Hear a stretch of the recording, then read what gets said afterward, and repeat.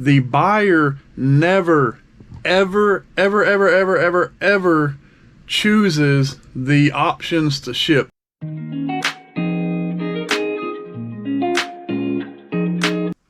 What's up, followers? Happy Friday. Hope everyone's having a really good day today. I'm Andrew with Goodwaterpickers, and the topic I'm bringing you today is about a change in the shipping screen at eBay and a couple scenarios that I got from my local post office that I think can help talk through for new resellers or maybe resellers that need help with shipping. The first one of those topics is, or what the situation that happened is, a person was they were shipping standard envelope shipments, sports cards, postcards, coins, those types of things. They dropped off several packages at the post office standard envelope, but they were not in standard envelopes. I don't really have an exact copy of what it was, but it was a really small item. It wasn't eBay. It was just like manila, but it was a bubble mailer. It was like this, a thick envelope. The standard envelope policy, and maybe you don't know this, that policy is the post office's policy. It's federal policy. eBay standard envelope is just a rename of the standard envelope shipping offered by the post office, which is known as metered mail. So the rules in eBay for standard envelope shipping are from USPS.com. So if you think you're just cutting a corner on eBay, you're not. All of the shipping rules in eBay are specifically from the post office or generally the shipper that you're using. A standard envelope looks like this. These are about $3 a box at Walmart. I upgrade.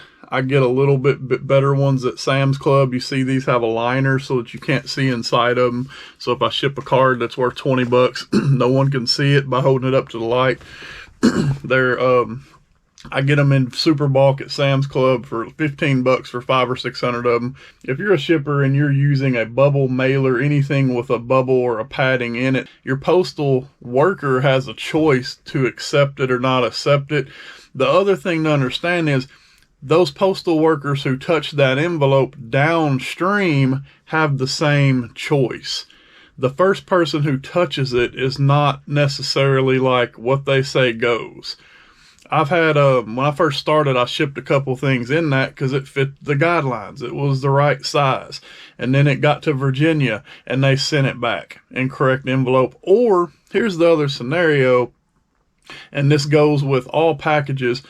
In a couple cases, they held it at the post office. They tacked on an extra $3 and they billed my buyer. Guess what happened to those? And guess who got bad feedback? You're taking a risk when you don't follow the rules, and if you don't care, then you don't need to be a reseller. It is what it is. Hate me if you want. Learn, get good at it, get good feedback, build your business.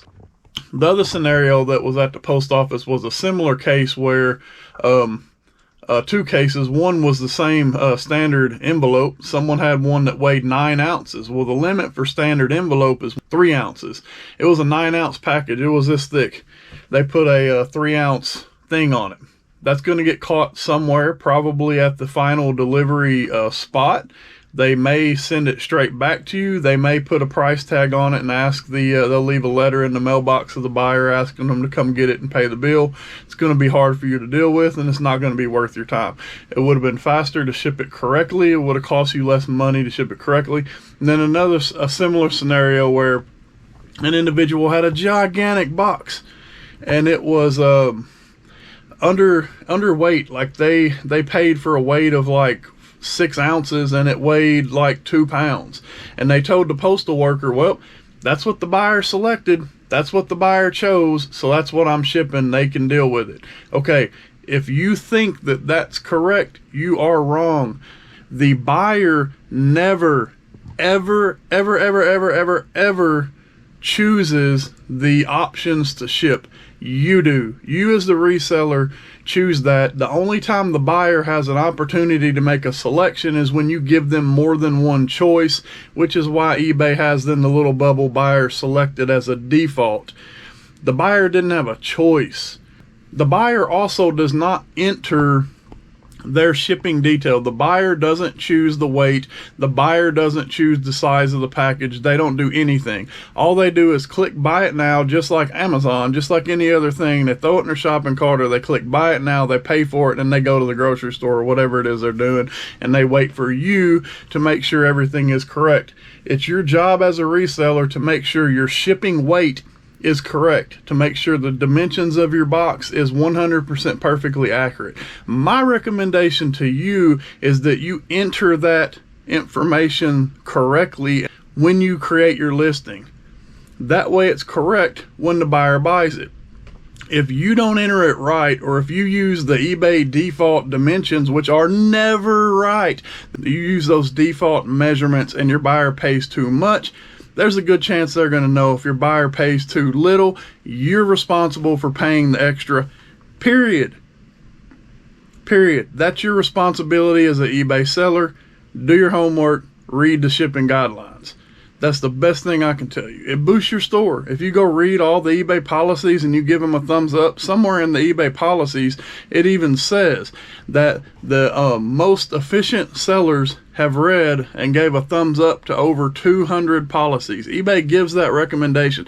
They don't specifically tell you that it's going to drive your algorithm, but they say everything but, hey, read 200 policies and you'll start making more money. They do everything but that. I can promise you the first thing I did as an eBay reseller was started reading policies and giving them a thumbs up, and I hit 200 fast, 200, 250. I spent all night reading policies. It was almost instant that I started selling all kinds of stuff, and I knew my stuff. Study your craft. Next thing was a change. Maybe you noticed a change or got a pop-up in your eBay store this week. One of those changes are with your packaging. It says, and this is new, and I know this because I had one day where my sales slowed down to almost nothing, and then the next time I sold something, got something in my eye. Next time I sold something, I went in to ship it, and I had a pop-up message and a new box and a new word verbiage on there. It said, this package doesn't contain hazardous materials. So now eBay has added attestation on the shipping page. Every time you ship something now, you are giving an attestation that you are not shipping a hazardous material. Here's what they don't tell you is why they did that. I'll tell you why they did that. Because now every time you print a ship label that it's not hazardous or that it's packaged correctly. And then it has a list of hazardous materials. I'm going to put those on the screen here, and you should see an image of that.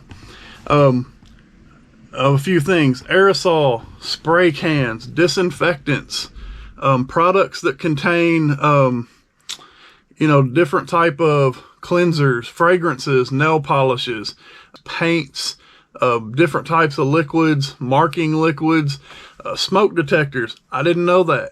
That's interesting. Gun sights. I shipped a gun sight not too long ago. Had no idea it was a hazardous material. Minerals, tree and weed killer compounds, because they can combust.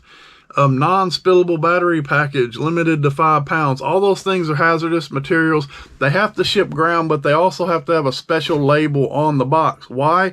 Because even though you're choosing ground shipping, the post office might still put it on a plane if they don't think it's going to hurt anything. You're responsible. Here's another hazardous material that people don't think about, and it's I shipped one about a year ago, and but because I'd never shipped it before, I got on Google and said, hey, how do I ship a 20-ounce Pepsi? Anyone else think, hey, if I'm going to sell a 20-ounce Pepsi, maybe I should look to see if there's a special way to ship that? You know, it's kind of an odd thing, but it is a combustible material and is not allowed to go priority mail. It has to ship ground.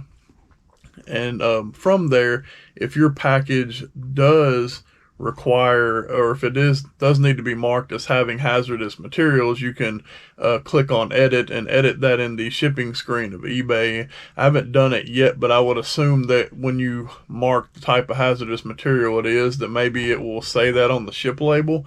So maybe it's a new helpful feature.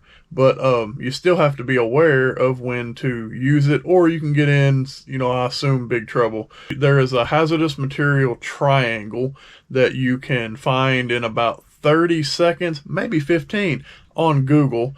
I got one. I have it saved to my computer. If I need to use it, I can print that out on my Rollo printer on a blank label. You can use it in a regular printer on a blank label, or you can just print it on a blank sheet of paper and cut it with a pair of scissors. I think there may be something you have to write on it depending on the type of material, like some numbers or something like that. It's pretty standard. If you need to use it, just look it up. You'll find it. Another thing that happened yesterday that was pretty cool on eBay, and I don't think this is new. I don't know. I've never seen this before, but I think it's because my email settings, because I'm a reseller, I don't have my email settings really cut on, because they email me a bunch of stuff that I don't need, things related to my sales.